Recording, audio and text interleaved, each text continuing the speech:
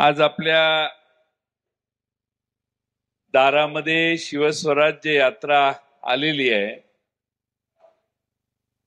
8 August पासून शिवनेरीच्या किल्ल्याच्या पायथ्यापासून आम्ही ही सुरुवात केली आणि महाराष्ट्रामध्ये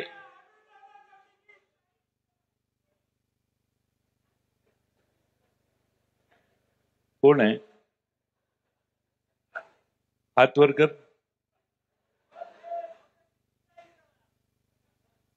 मी भाषण संपवतो, चर्चा करा।